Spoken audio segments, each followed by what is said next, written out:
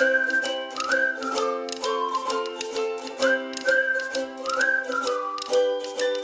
Class 10, कैसे हैं आप लोग। यार देखिए ना, अगर आपको ये वीडियोस थोड़ा जल्दी देखनी होती है तो आप इसकी स्पीड को बढ़ा लीजिएगा, ठीक है। तो आइए आज हम पढ़ने वाले हैं स्फेरिकल मिरर्स, ठीक है। इसके बारे में पढ़ेंगे, कॉनकेव मिरर्स, कॉन्वेक्स मिरर्स, और कैसे ये बनते हैं, कैसे ये फॉर्म होते हैं, इस वीडियो में इस बारे में जानेंगे। तो आइए शुरू करते हैं।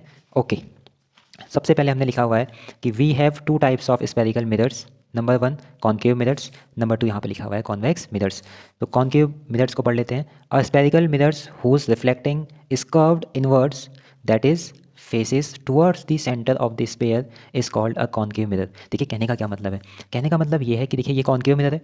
अगर मैं इस सर्कल को कंप्लीट करूँ, अगर इस सर्कल को कंप्लीट करूँ तो जो इसका फेस है रिफ्लेक्टिंग सरफेस का, वो कहाँ होगा, टुवर्ड्स दी सेंटर होगा ना। ठीक है, मैं एक बार पेंसिल से आपको दिखाता हूँ इसको करके। आप इमेजिन करो कि ये सर्कल पूरा है, ठीक है। तो ये सर्कल का सेंटर, तो ये जो रिफ्लेक्टिंग सरफेस है ये इस तरफ है, टुवर्ड्स दी सेंटर है। तो वही यहाँ पे लिखा हुआ है कि जो ये स्पेरिकल मिरर है वो फेस कर रहा है towards the centre of the sphere, तो इसे हम कहते हैं कॉनकेव मिरर। लेकिन कॉन्वेक्स में क्या होगा आप देखो, ठीक है। कॉन्वेक्स को देख लेते हैं। A spherical mirror whose reflecting surface is curved outwards is called a convex mirror।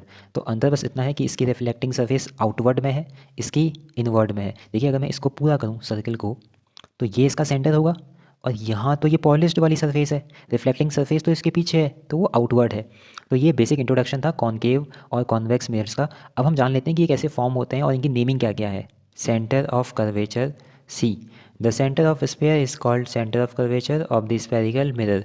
Spherical mirror के सेंटर को ही हम सेंटर ऑफ कर्वेचर कहते हैं और इसको डिनोट करते हैं हम सी से। इसके बाद हमने लिखा है इसी में, the centre of curvature of a concave mirror lies in front of it, however it lies behind the mirror in case of convex mirror. Concave mirror में ये इन फ्रंट होता है, कॉन्वेक्स मिरर में ये बिहाइंड द मिरर होता है। आगे हम देख लेते हैं रेडियस ऑफ कर्वेचर। तो रेडियस ऑफ कर्वेचर क्या है, कैपिटल आर से इसको डिनोट करते हैं। The radius of the sphere is called radius of curvature. ठीक है, यानी कि जो रेडियस होती है स्फीयर की उसी को हम क्या कहते हैं, उसका रेडियस ऑफ कर्वेचर कहते हैं। देखिए यहाँ पे हमने दिखाया है ये, तो ये जो डिस्टेंस होगी इसे क्या बोलेंगे हम, इसे हम क्या बोलेंगे, रेडियस ऑफ कर्वेचर बोलेंगे। ठीक है, आगे देख लेते हैं आगे क्या है। आगे है pole. The centre of the reflecting surface is called pole. ये जो हमारी रिफ्लेक्टिंग सरफेस है, ठीक है, इसका सेंटर वाला ये जो सरफेस है इसे क्या बोलेंगे, इसको हम बोलेंगे पोल। ठीक है, आगे देख लेते हैं। आगे लिखा है principal axis, an imaginary straight line passing through the pole and the centre of curvature is called principal axis. अभी बताते हैं कि ये क्या है।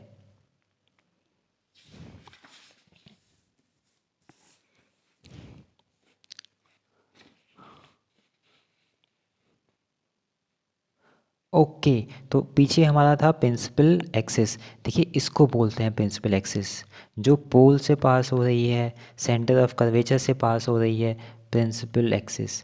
यहाँ देखिए ये है प्रिंसिपल एक्सिस।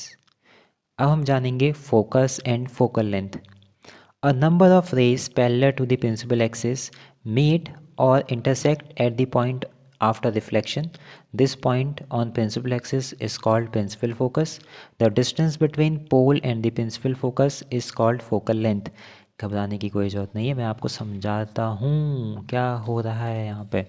तो ये हमने ले लिया है एक पेपर, यहाँ पे हम बना लेते हैं कोई भी एक मिरर।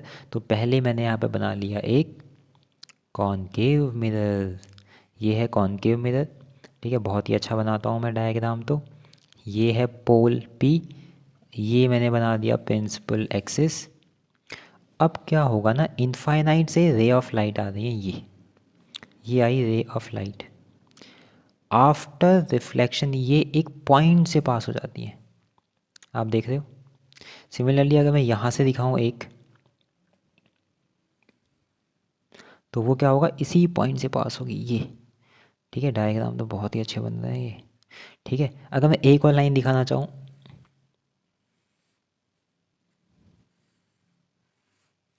इसी पॉइंट से पास होगा।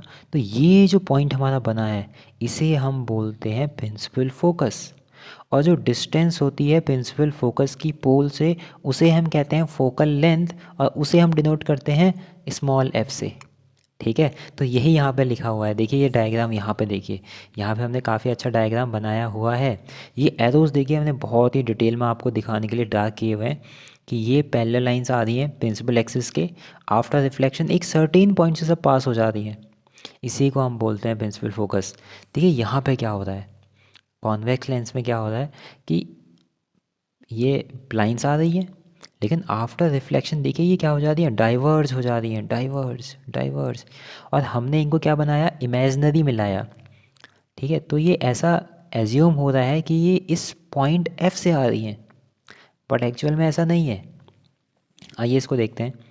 ठीक है, ये इसके लिए लिखा हुआ है। ठीक है, पहले वाले के लिए क्या लिखा हुआ है कि the reflected rays are meeting at a point on the principal axis of the mirror, this point is called principal focus of the concave mirror.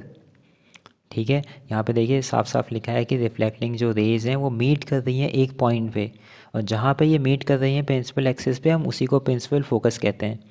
अब हम देख लेते हैं ज़रा इस वाले को, कॉन्वेक्स वाले को। यहाँ पे लिखा है the reflected rays appear to come from a point on the principal axis, this point is principal focus of the convex mirror.